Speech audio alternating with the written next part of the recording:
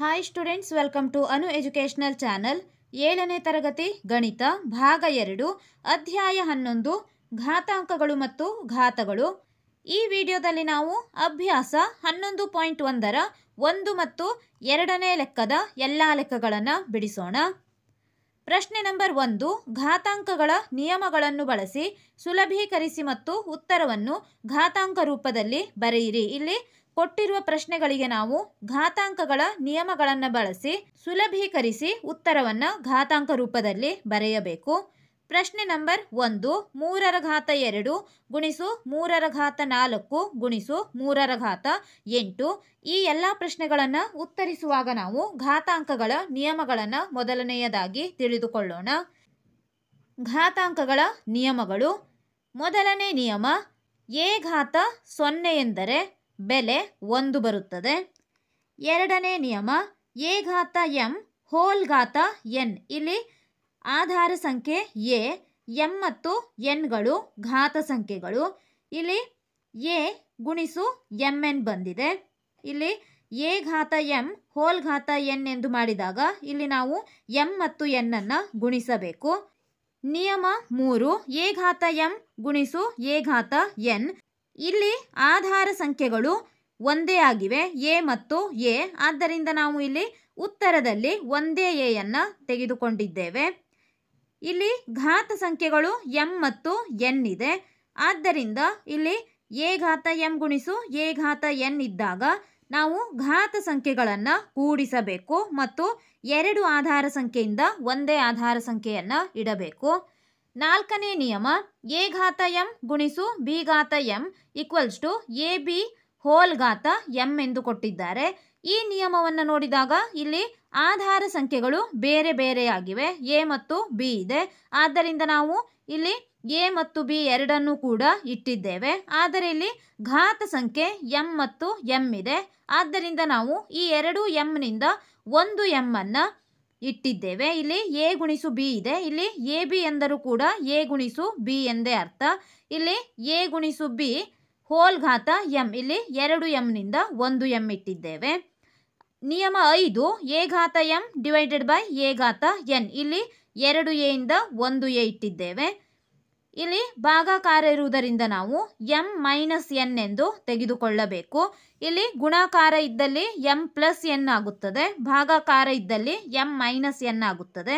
ಆರನೇ ನಿಯಮ, ಎ ಘಾತ m ಭಾಗಿಸು ಬಿ ಘಾತ m equals to A by B whole ಘಾತ m ಎಂದು ಕೊಟ್ಟಿದ್ದಾರೆ. ಇಲ್ಲಿ ನಾವು ಆಧಾರ ಸಂಖ್ಯೆಯನ್ನು ನೋಡಿದಾಗ ಎರಡೂ ಸಂಖ್ಯೆಗಳು ಬೇರೆ ಬೇರೆ ಆಗಿವೆ, ಎ ಮತ್ತು ಬಿ ಆಗಿದೆ. ಇಲ್ಲಿ ಎ ಬೈ ಬಿ ಎಂದು ನಾವು ತೆಗೆದುಕೊಂಡಿದ್ದೇವೆ. ಘಾತ ಸಂಖ್ಯೆಗಳು m ಮತ್ತು m ಇದೆ. ಅಂದರೆ ಎರಡು ಸಂಖ್ಯೆ m ಆಗಿರುವುದರಿಂದ ನಾವು ಎರಡು m ನಿಂದ ಒಂದು m ಅನ್ನು ತೆಗೆದುಕೊಳ್ಳಬೇಕು. ಈ ನಿಯಮಗಳನ್ನು ಉಪಯೋಗಿಸಿ ನಾವು ಈಗ ಮುಂದಿನ ಪ್ರಶ್ನೆಗಳಿಗೆ ಉತ್ತರಿಸೋಣ. ಪ್ರಶ್ನೆ 1, 3ರ ಘಾತ 2 ಗುಣಿಸು 3ರ ಘಾತ 4 ಗುಣಿಸು 3ರ ಘಾತ 8. ಈಗ ನಾವು ಆಧಾರ ಸಂಖ್ಯೆ ಮತ್ತು ಘಾತ ಸಂಖ್ಯೆಗಳನ್ನು ನೋಡೋಣ.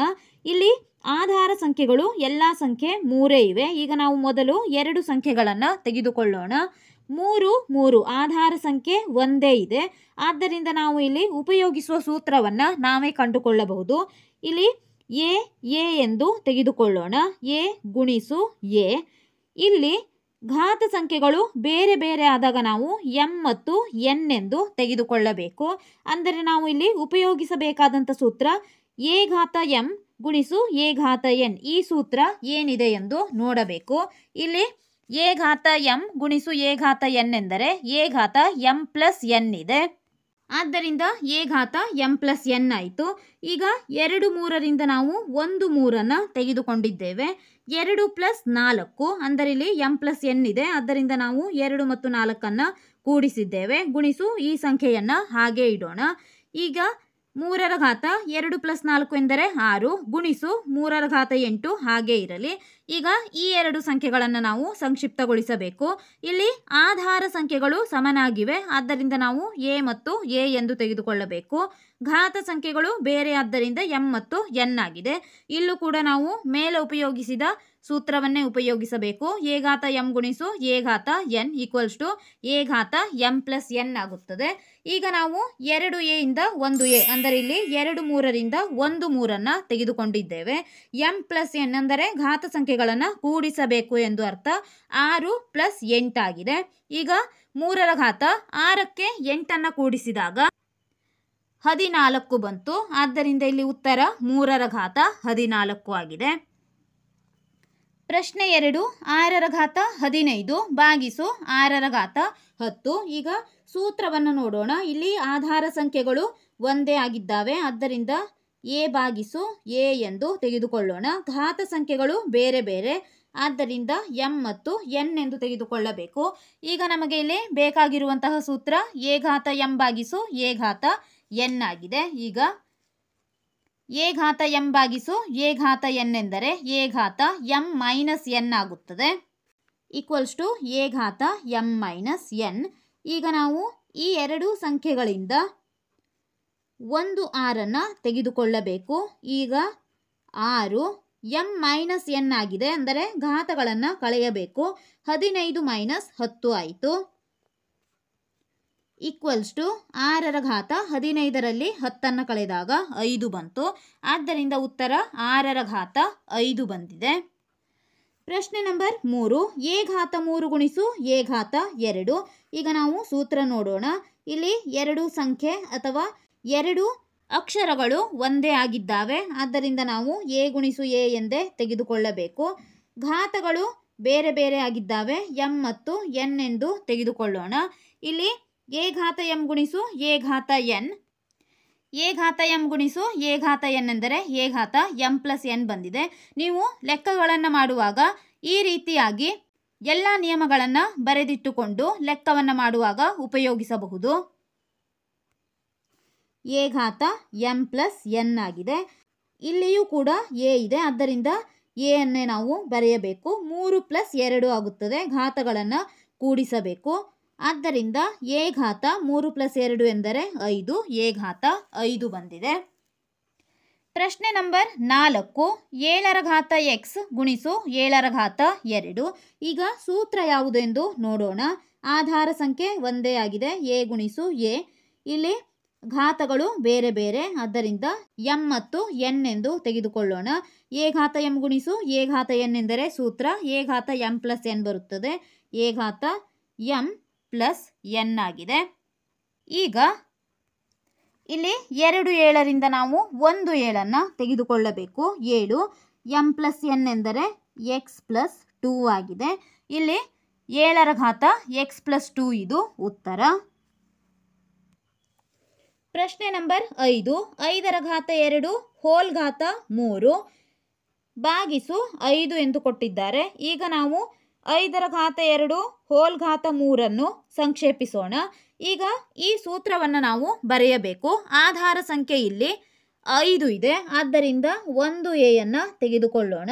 ಇಲ್ಲಿ ಘಾತ ಸಂಖ್ಯೆಗಳು ಬೇರೆ ಬೇರೆ ಆಗಿದ್ದಾವೆ, ಆದ್ದರಿಂದ ಎಂ ಮತ್ತು ಎನ್ ಎಂದು ತೆಗೆದುಕೊಳ್ಳಬೇಕು. ಎ ಘಾತ ಎಂ ಎನ್ ಆಗಿದೆ. ಎ ಘಾತ ಎಂ ಹೋಲ್ ಘಾತ ಎನ್ನ ಸೂತ್ರ ಇಲ್ಲಿ ಎ ಘಾತ ಎಂ ಎನ್ ಇದೆ. ಎ ಘಾತ ಎಂ ಎನ್ ಅಂದರೆ ನಾವು ಈ ಎರಡು ಘಾತಗಳನ್ನು ಗುಣಿಸಬೇಕು. 5ರ ಘಾತ 2 ಗುಣಿಸು 3 ಎಂದರೆ 2 3 6 ಬಂತು. ಭಾಗಿಸು ಇಲ್ಲಿ ಇರುವ 5 ನಾವು ಹಾಗೆ ಬರೆಯಬೇಕು. 5 ಇಲ್ಲಿ 5ರ ಘಾತ 3 ಇದೆ. 5ರ ಘಾತ 3, ಆದ್ದರಿಂದ ಇಲ್ಲೂ ಕೂಡ ನಾವು 5ರ ಘಾತ 3 ಎಂದು ಬರೆಯಬೇಕು. ಈಗ ನಾವು ಮುಂದಿನ ನಿಯಮ ಯಾವುದು ಎಂದು ನೋಡೋಣ. ಇಲ್ಲಿ ಆಧಾರ ಸಂಖ್ಯೆಗಳು ಒಂದೇ ಆಗಿದ್ದಾವೆ, ಎ ಮತ್ತು ಎ. ಘಾತ ಸಂಖ್ಯೆಗಳು ಬೇರೆ ಬೇರೆ, ಎಂ ಮತ್ತು ಎನ್. ಎ ಘಾತ ಎಂ ಭಾಗಿಸು ಎ ಘಾತ ಎನ್ ಎಂದರೆ ಸೂತ್ರ ಎ ಘಾತ ಎಂ ಮೈನಸ್ ಎನ್ ಆಗಿದೆ. ಈಗ ನಾವು 5 ಒಂದೇ ತೆಗೆದುಕೊಂಡು 6ರಲ್ಲಿ 3 ಕಳೆಯಬೇಕು, ಏಕೆಂದರೆ ಎಂ ಮೈನಸ್ ಎನ್ ಇದೆ. 5 6ರಲ್ಲಿ 3 ಕಳೆದಾಗ 3 ಬಂತು. 5ರ ಘಾತ 3. ಪ್ರಶ್ನೆ ನಂಬರ್ 6, 2 ಗುಣಿಸು 5 ಇಲ್ಲಿ ಆಧಾರ ಸಂಖ್ಯೆಗಳು ಬೇರೆ ಬೇರೆ ಆಗಿದ್ದಾವೆ. ಆಧಾರ ಸಂಖ್ಯೆಗಳು ಬೇರೆ ಆಗಿರುವುದರಿಂದ ನಾವು ಎ ಮತ್ತು ಬಿ ಎಂದು ತೆಗೆದುಕೊಳ್ಳೋಣ. ಇಲ್ಲಿ ಘಾತ ಸಂಖ್ಯೆಗಳು ಒಂದೇ ಆಗಿದ್ದಾವೆ, ಎಂ ಮತ್ತು ಎಂ ಎಂದು ತೆಗೆದುಕೊಳ್ಳಬೇಕು. ಇಲ್ಲಿ ಎ ಘಾತ ಎಂ ಗುಣಿಸು ಬಿ ಘಾತ ಎಂ ಇದರ ಸೂತ್ರವನ್ನು ನೋಡೋಣ. ಎ ಘಾತ ಎಂ ಗುಣಿಸು ಬಿ ಘಾತ ಎಂ ಎಂದಾಗ ನಾವು ಈ 2 ಎ ಬಿಯನ್ನು ತೆಗೆದುಕೊಂಡು 2 ಎ ಬಿಯಿಂದ ಘಾತ ಸಂಖ್ಯೆ 1 ಎಂ ಅನ್ನು ಇಡಬೇಕು. ಆದ್ದರಿಂದ ಎ ಬಿ ಹೋಲ್ ಘಾತ ಎಂ ಆಗಿದೆ. ಇಲ್ಲಿ 2 ಎಂನಿಂದ ನಾವು 1 ಎಂ ಅನ್ನು ಇಡಬೇಕು. ಇಲ್ಲಿ 2 ಗುಣಿಸು 5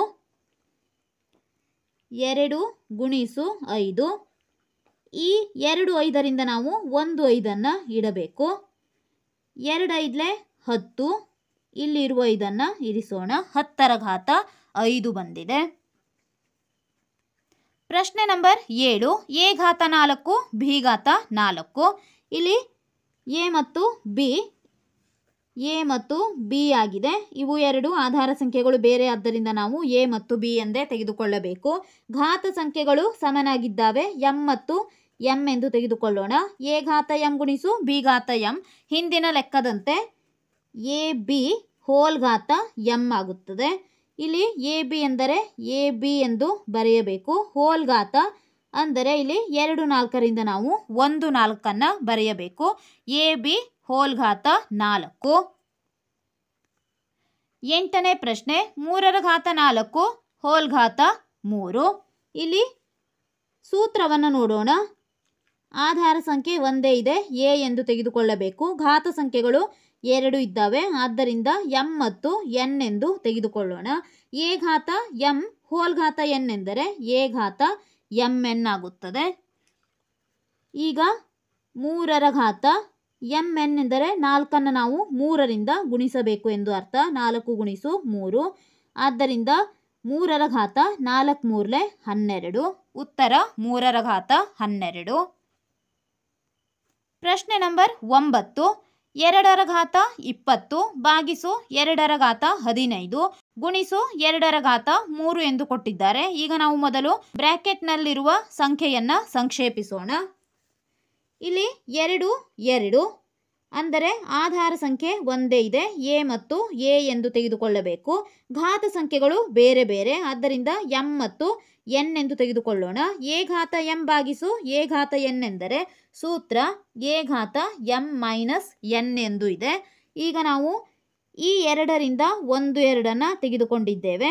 ಎಂ ಮೈನಸ್ ಎನ್ ಎಂದರೆ 20ರಲ್ಲಿ 15ಅನ್ನು ಕಳೆಯಬೇಕು, ಮೈನಸ್ 15. ಈ 2 ಘಾತ 3ಅನ್ನು ಹಾಗೆ ಇರಿಸೋಣ. 2 20ರಲ್ಲಿ 15ಅನ್ನು ಕಳೆದಾಗ 5 ಬಂತು. 2ರ ಘಾತ 3 ಹಾಗೆ ಇರಿಸಿದ್ದೇವೆ. ಇಲ್ಲೂ ಕೂಡ ನಮಗೆ ಎ ಮತ್ತು ಎ ಎಂದು ತೆಗೆದುಕೊಳ್ಳಬೇಕು. ಆಧಾರ ಸಂಖ್ಯೆ ಒಂದೇ ಇದೆ, ಇಲ್ಲಿ ಘಾತ ಸಂಖ್ಯೆಗಳು ಬೇರೆ ಬೇರೆ ಎಂ ಮತ್ತು ಎನ್ ಆಗಿದೆ. ಎ ಘಾತ ಎಂ ಗುಣಿಸು ಎ ಘಾತ ಎನ್ ಎಂದರೆ ಇಲ್ಲಿ ಸೂತ್ರ ಎ ಘಾತ ಎಂ ಪ್ಲಸ್ ಎನ್ ಬರುತ್ತದೆ. ಈ 2ರಿಂದ ನಾವು 1 2ಅನ್ನು ತೆಗೆದುಕೊಳ್ಳೋಣ. ಇಲ್ಲಿ ಎಂ ಪ್ಲಸ್ ಎನ್ ಎಂದರೆ 5 ಪ್ಲಸ್ 3, 2ರ ಘಾತ 5ಕ್ಕೆ 3ಅನ್ನು ಕೂಡಿಸಿದಾಗ 8 ಬಂತು. ಆದ್ದರಿಂದ 2ರ ಘಾತ 8 ಬಂದಿದೆ. ಪ್ರಶ್ನೆ ನಂಬರ್ 10, 8ರ ಘಾತ ಟಿ ಭಾಗಿಸು 8ರ ಘಾತ 2. ಇಲ್ಲಿ ಸೂತ್ರವನ್ನು ನೋಡೋಣ. ಆಧಾರ ಸಂಖ್ಯೆ ಒಂದೇ ಆಗಿದೆ, ಎ ಮತ್ತು ಎ. ಘಾತ ಸಂಖ್ಯೆ ಬೇರೆ ಬೇರೆ ಎಂ ಮತ್ತು ಎನ್ ಎಂದು ತೆಗೆದುಕೊಂಡಿದ್ದೇವೆ. ಎ ಘಾತ ಎಂ ಭಾಗಿಸು ಎ ಘಾತ ಎನ್ ಎಂದರೆ ಸೂತ್ರ ಎ ಘಾತ ಎಂ ಮೈನಸ್ ಎನ್ ಆಗಿದೆ. ಈಗ ನಾವು 2 8ರಿಂದ 1 8ಅನ್ನು ತೆಗೆದುಕೊಳ್ಳಬೇಕು. ಎಂ ಮೈನಸ್ ಎನ್ ಆದ್ದರಿಂದ ಟಿಯನ್ನು ಟಿ ಮೈನಸ್ 2 ಎಂದು ಬರೆಯಬೇಕು. ಇಲ್ಲಿ ಉತ್ತರ 8ರ ಘಾತ ಟಿ ಮೈನಸ್ 2 ಆಗಿದೆ. ಪ್ರಶ್ನೆ ನಂಬರ್ 2, ಸಂಕ್ಷೇಪಿಸಿ ಮತ್ತು ಪ್ರತಿಯೊಂದನ್ನು ಘಾತಾಂಕ ರೂಪದಲ್ಲಿ ವ್ಯಕ್ತಪಡಿಸಿ.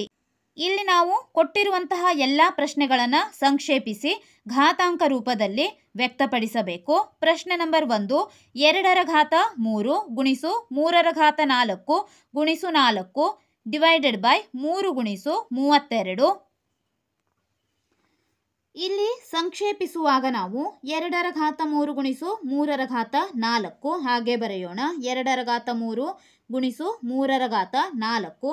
ಇಲ್ಲಿ 4 ಎಂದು ಕೊಟ್ಟಿದ್ದಾರೆ. 4 ಇದ್ದರೆ ನಮಗೆ ಇಲ್ಲಿ ನಿಯಮವನ್ನು ಉಪಯೋಗಿಸಿ ಸಂಕ್ಷೇಪಿಸಲು ಸಾಧ್ಯವಿಲ್ಲ.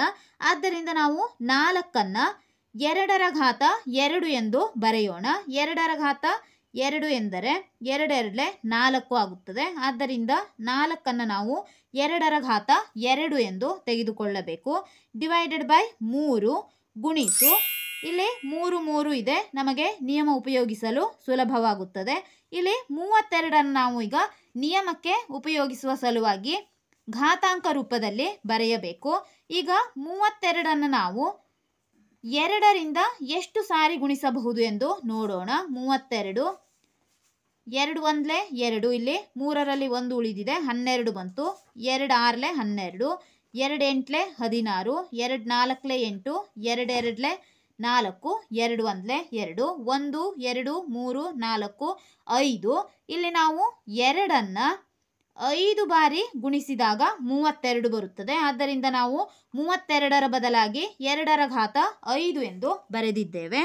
ಇಲ್ಲಿ 2 × 3 2 ಇದೆ. ಇವುಗಳನ್ನು ಒಂದೇ ಹತ್ತಿರ ಬರೆಯೋಣ. 2 × 3 ಗುಣಿಸು 2 × 2 ಗುಣಿಸು ಈ 3 × 4ಅನ್ನು ಪಕ್ಕದಲ್ಲಿ ಬರೆಯೋಣ. ಇಲ್ಲಿ 3 ಗುಣಿಸು 2 × 5. ಇಲ್ಲಿ 2 2 ಆಧಾರ ಸಂಖ್ಯೆ ಒಂದೇ ಇದ್ದಿದ್ದರಿಂದ ನಾವು ಒಂದೇ ಕಡೆ ಬರೆದಿದ್ದೇವೆ. ಈಗ ನಾವು ಈ ಸಂಖ್ಯೆಗಳನ್ನು ನಿಯಮವನ್ನು ಉಪಯೋಗಿಸಿ ಸಂಕ್ಷೇಪಿಸೋಣ. 2 × 3 2 × 2 ಅಂದರೆ ಇಲ್ಲಿ ಆಧಾರ ಸಂಖ್ಯೆ ಒಂದೇ ಆಗಿದೆ. ಆದ್ದರಿಂದ a ಗುಣಿಸು a ಆಯಿತು. ಇಲ್ಲಿ ಘಾತ ಸಂಖ್ಯೆ ಬೇರೆ, ಆದ್ದರಿಂದ m ಮತ್ತು n ಎಂದು ತೆಗೆದುಕೊಳ್ಳೋಣ. ಘಾತ m ಗುಣಿಸು a ಘಾತ n ಎಂದರೆ a ಘಾತ m + n ಆಗಿದೆ. ಆದ್ದರಿಂದ 2 ಘಾತ 3 + 2. ಇಲ್ಲಿ ಉಳಿದ ಸಂಖ್ಯೆಯನ್ನು ಹಾಗೆ ಬರೆಯೋಣ. 3 ಘಾತ 4 ಡಿವೈಡೆಡ್ ಬೈ 3 ಗುಣಿಸು 2 ಘಾತ 5. ಇಲ್ಲಿ 2 ಘಾತ 3 + 2 ಎಂದರೆ 3ಕ್ಕೆ 2ಅನ್ನು ಕೂಡಿಸಿದಾಗ 5 ಬಂತು. ಗುಣಿಸು 3 ಘಾತ 4. ಇಲ್ಲಿ ನಾವು ಈಗ ಸಂಖ್ಯೆಗಳನ್ನು ಅದಲು ಬದಲು ಮಾಡಿ ಬರೆಯೋಣ. ಅಂದರೆ 2 ಘಾತ 5 ಗುಣಿಸು 3, 2 ಘಾತ 5 ಗುಣಿಸು 3. ಇಲ್ಲಿ 2 ಘಾತ 5 2 ಘಾತ 5. ಇಲ್ಲಿ 2ಅನ್ನು ಛೇದ ಹೊಡೆದಿದ್ದೇವೆ. ಈಗ 3 ಘಾತ 4 ಭಾಗಿಸು 3 ಇದರ ಸೂತ್ರವನ್ನು ನಾವು ನೋಡಬೇಕು. ಆಧಾರ ಸಂಖ್ಯೆ ಒಂದೇ ಆಗಿದೆ. ಇಲ್ಲಿ 3 ಇದೆ ಎಂದರೆ ನಾವು 3 ಘಾತ 1 ಎಂದು ತೆಗೆದುಕೊಳ್ಳಬೇಕು. ಆಧಾರ ಸಂಖ್ಯೆ ಒಂದೇ ಆಗಿದೆ. ಆದ್ದರಿಂದ a ಭಾಗಿಸು a ಎಂದು ತೆಗೆದುಕೊಳ್ಳೋಣ. ಇಲ್ಲಿ ಭಾಗಾಕಾರ ಇದೆ. 4 ಮತ್ತು 1 ಇರುವುದರಿಂದ ಘಾತ ಸಂಖ್ಯೆ ಬೇರೆ ಆಯಿತು. m ಮತ್ತು n ಎಂದು ತೆಗೆದುಕೊಳ್ಳೋಣ. ಇಲ್ಲಿ a ಘಾತ m ಭಾಗಿಸು a ಘಾತ n ಎಂದರೆ a ಘಾತ m - n ಆಗುತ್ತದೆ.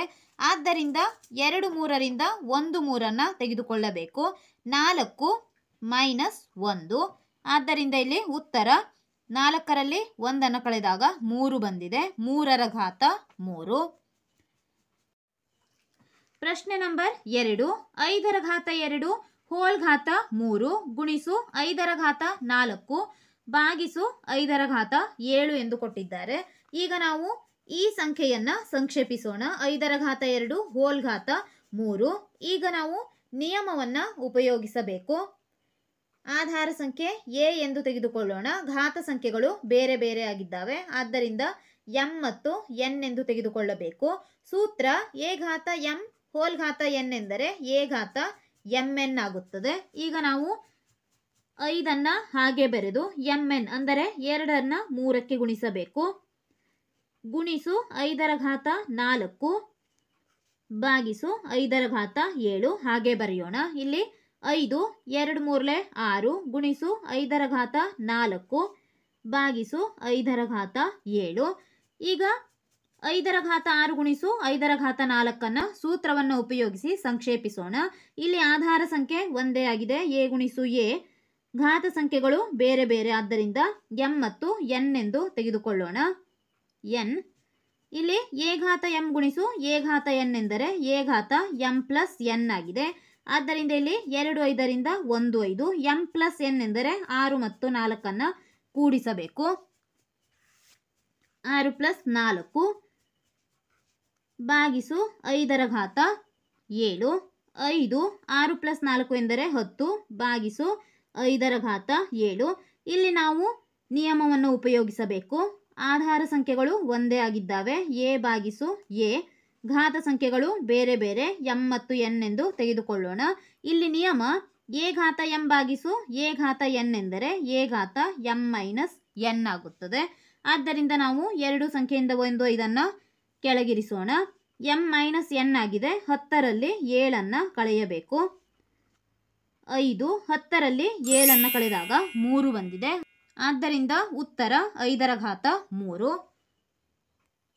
ಪ್ರಶ್ನೆ ನಂಬರ್ 3. 25ರ ಘಾತ 4 ಭಾಗಿಸು 5ರ ಘಾತ 3. ಇಲ್ಲಿ ನಾವು ನೇರವಾಗಿ ಸೂತ್ರವನ್ನು ಉಪಯೋಗಿಸಲು ಸಾಧ್ಯವಿಲ್ಲ.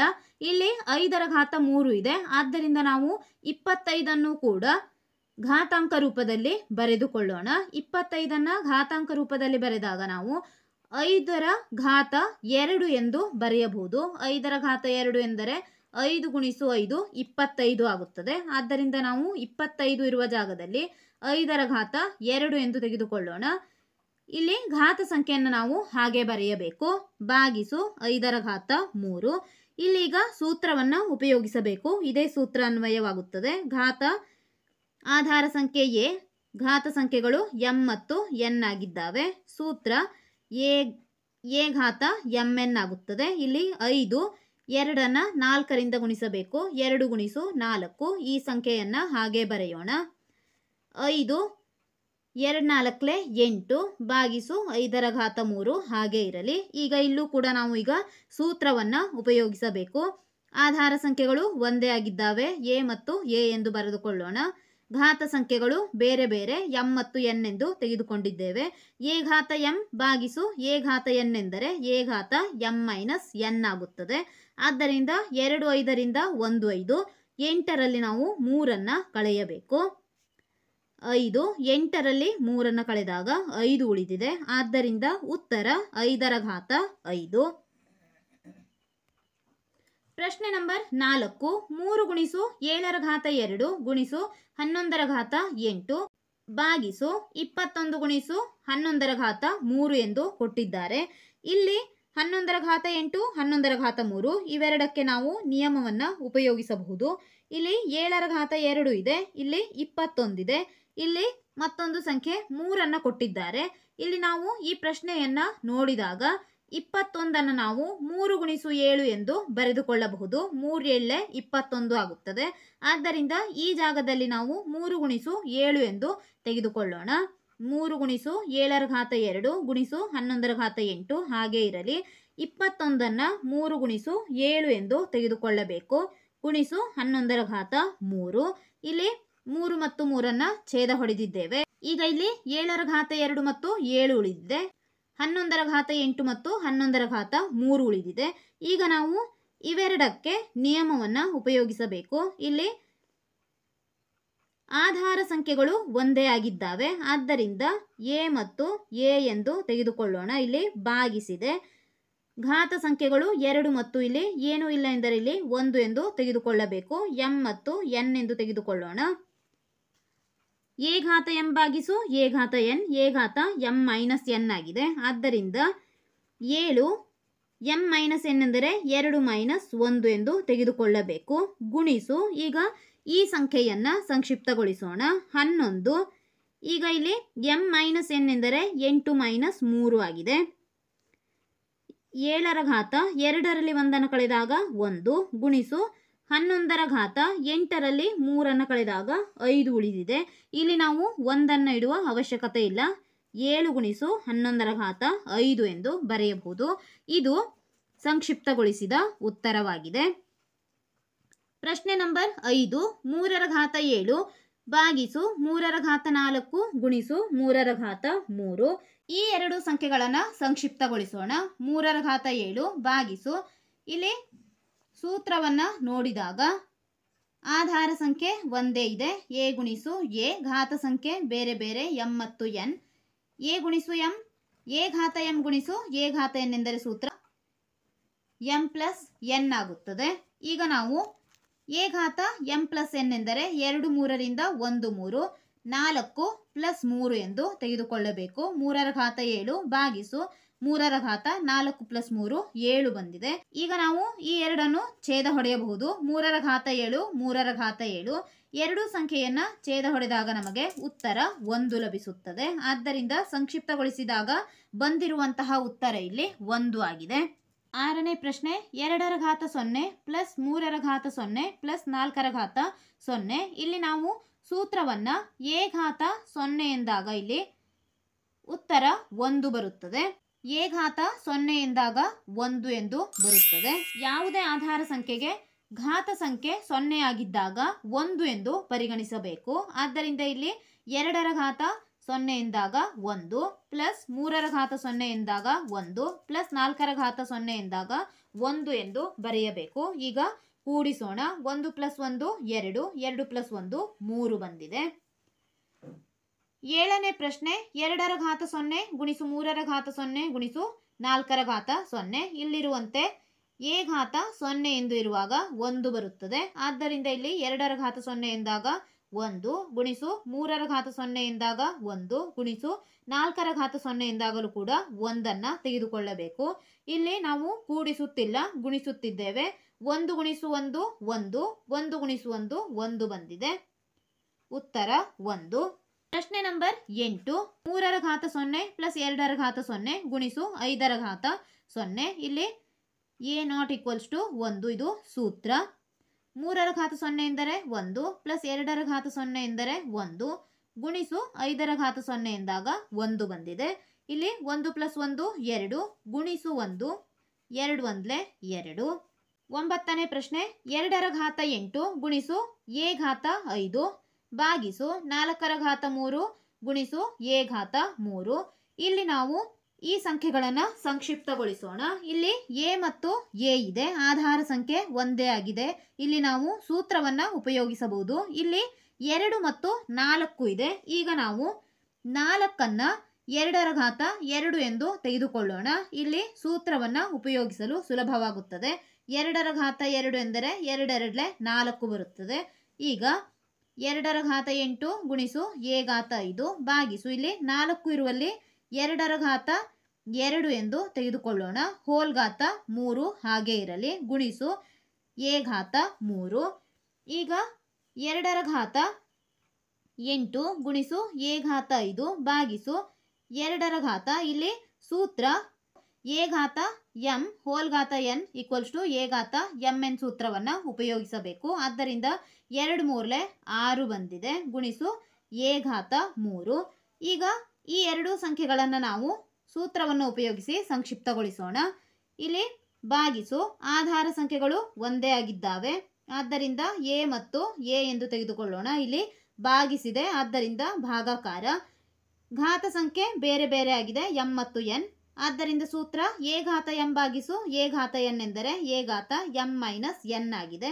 ಆದ್ದರಿಂದ ಈ 2 2ರಿಂದ 1 2 8ರಲ್ಲಿ 6 ಕಳೆಯಬೇಕು ಗುಣಿಸು ಇಲ್ಲಿ 2 a ದಿಂದ 1 a 5ರಲ್ಲಿ 3 ಕಳೆಯಬೇಕು. 2 8ರಲ್ಲಿ 6 ಕಳೆದಾಗ 2 a 5ರಲ್ಲಿ 3 ಕಳೆದಾಗ 2 ಬಂದಿದೆ. ಇಲ್ಲಿ ನಾವು ಇನ್ನೊಂದು ಸೂತ್ರವನ್ನು ಈಗ ಉಪಯೋಗಿಸಬೇಕು. ಇಲ್ಲಿ ಆಧಾರ ಸಂಖ್ಯೆಗಳು ಬೇರೆಯಾಗಿದ್ದಾವೆ, ಆದರೆ ಘಾತ ಸೂಚಿ ಒಂದೇ. ಅಂದರೆ a ಘಾತ m ಗುಣಿಸು b ಘಾತ m ಇದ್ದಾಗ a b ಹೋಲ್ ಘಾತ m ಆಗುತ್ತದೆ. ಈಗ ನಾವು 2a ಹೋಲ್ ಘಾತ m ಅಂದರೆ ಹೋಲ್ ಘಾತ 2 ಎಂದು ಬರೆಯಬೇಕು. 10ನೇ ಪ್ರಶ್ನೆ a ಘಾತ 5 ಭಾಗಿಸು a ಘಾತ 3 ಗುಣಿಸು a ಘಾತ 8. ಈಗ ಈ ಸಂಖ್ಯೆಗಳನ್ನು ಸಂಕ್ಷಿಪ್ತಗೊಳಿಸೋಣ. a ಘಾತ 5 ಭಾಗಿಸು a ಘಾತ 3 ಅಂದರೆ ಆಧಾರ ಸಂಖ್ಯೆಗಳು ಒಂದೇ ಆಗಿದ್ದಾವೆ. a ಮತ್ತು a ಘಾತ ಸಂಖ್ಯೆಗಳು ಬೇರೆ ಬೇರೆ mn ಎಂದು ತೆಗೆದುಕೊಳ್ಳೋಣ. ಸೂತ್ರ a ಘಾತ m ಭಾಗಿಸು a ಘಾತ n ಆದಾಗ a ಘಾತ m ಮೈನಸ್ n ಆಗುತ್ತದೆ. ಆದ್ದರಿಂದ ನಾವು ಈ 2 a ದಿಂದ 1 a ಅನ್ನು ತೆಗೆದುಕೊಳ್ಳಬೇಕು. m ಮೈನಸ್ n ಇದೆ, ಆದ್ದರಿಂದ 5 ಮೈನಸ್ 3 ಎಂದು ತೆಗೆದುಕೊಳ್ಳಬೇಕು. a ಘಾತ 8 ಹಾಗೆ ಇರಲಿ. a ಘಾತ 5ರಲ್ಲಿ 3 ಕಳೆದಾಗ 2 ಬಂದಿದೆ ಗುಣಿಸು a ಘಾತ 8. ಇಲ್ಲಿ ನಾವು ಈಗ ಸೂತ್ರವನ್ನು ಉಪಯೋಗಿಸೋಣ. ಆಧಾರ ಸಂಖ್ಯೆಗಳು ಒಂದೇ ಆಗಿದ್ದಾವೆ a ಮತ್ತು a. ಘಾತ ಸಂಖ್ಯೆಗಳು ಬೇರೆ ಬೇರೆ, ಆದ್ದರಿಂದ m ಮತ್ತು n ಎಂದು ತೆಗೆದುಕೊಳ್ಳೋಣ. a ಘಾತ m ಗುಣಿಸು a ಘಾತ n, a ಘಾತ m ಪ್ಲಸ್ n ಆಗಿದೆ. ಆದ್ದರಿಂದ ನಾವು a ತೆಗೆದುಕೊಂಡು 2 ಪ್ಲಸ್ 8 ಮಾಡಬೇಕು. a ಘಾತ 8 ಪ್ಲಸ್ 2 10 ಬಂದಿದೆ. ಪ್ರಶ್ನೆ 11. 4 ರ ಘಾತ 5 ಗುಣಿಸು a ಘಾತ 8 b ಘಾತ 3 ಭಾಗಿಸು 4 ರ ಘಾತ a ಘಾತ 5 b ಘಾತ 2. ಇಲ್ಲಿ ನಾವು ಪ್ರಶ್ನೆಯಲ್ಲೇ ನೋಡಿದಂತೆ ಈ ಎರಡು ಸಂಖ್ಯೆಗಳನ್ನು ನಾವು ಇಲ್ಲಿ ಛೇದ ಹೊಡೆಯಬಹುದು. ಉಳಿದ ಸಂಖ್ಯೆಗಳನ್ನು ಬರೆಯೋಣ. a ಘಾತ 8 b ಘಾತ 3 ಭಾಗಿಸು a ಘಾತ 5 b ಘಾತ 2. ಇಲ್ಲಿ ಈ ಎರಡು ಸಂಖ್ಯೆಗಳನ್ನು ಛೇದ ಹೊಡೆದಿದ್ದೇವೆ, ಒಂದೇ ಸಂಖ್ಯೆಯಾಗಿದ್ದಾವೆ. ಈಗ a ಮತ್ತು b ಇದೆ. ಇವುಗಳನ್ನು ನಾವು ನಿಯಮವನ್ನು ಉಪಯೋಗಿಸಿ ಸಂಕ್ಷೇಪಿಸಬೇಕು. a ಮತ್ತು a ಆಧಾರ ಸಂಖ್ಯೆ ಒಂದೇ ಆಗಿದೆ. a ಭಾಗಿಸು a. ಇಲ್ಲಿ m ಮತ್ತು n ಘಾತ ಸಂಖ್ಯೆಗಳು ಬೇರೆ ಬೇರೆ ಆಗಿದ್ದಾವೆ. a ಘಾತ m ಭಾಗಿಸು a ಘಾತ n ಈಕ್ವಲ್ಸ್ ಟು a ಘಾತ m ಮೈನಸ್ n. ಆದ್ದರಿಂದ ಇಲ್ಲಿ 2a ಇಂದ 1a 8 ಮೈನಸ್ 5 ಗುಣಿಸು 2b ದಿಂದ 1b 3 ಮೈನಸ್ 2. 8ರಲ್ಲಿ 5 ಕಳೆದಾಗ 3 ಬಂದಿದೆ. ಗುಣಿಸು b 3ರಲ್ಲಿ 2 ಕಳೆದಾಗ 1 ಬಂದಿದೆ. ಈಗ ನಾವು ಇಲ್ಲಿ b ಘಾತ 1 ಬರೆಯುವ ಅವಶ್ಯಕತೆ ಇಲ್ಲ. a ಕ್ಯೂಬ್ ಮತ್ತು b ಎಂದು ಬರೆಯಬಹುದು. ಪ್ರಶ್ನೆ ನಂಬರ್ 12. 2 ರ ಘಾತ 3 ಗುಣಿಸು 2 ಹೋಲ್ ಘಾತ 2 ಎಂದು ಕೊಟ್ಟಿದ್ದಾರೆ. ಈಗ ನಾವು ಈ ಎರಡು ಸಂಖ್ಯೆಗಳನ್ನು ಸಂಕ್ಷೇಪಿಸೋಣ. ಆಧಾರ ಸಂಖ್ಯೆ ಒಂದೇ ಇದೆ, a ಮತ್ತು a. ಇಲ್ಲಿ 2 ಘಾತ ಸಂಖ್ಯೆ ಇಲ್ಲ ಎಂದಾಗ ನಾವು 1 ಎಂದು ತೆಗೆದುಕೊಳ್ಳಬೇಕು.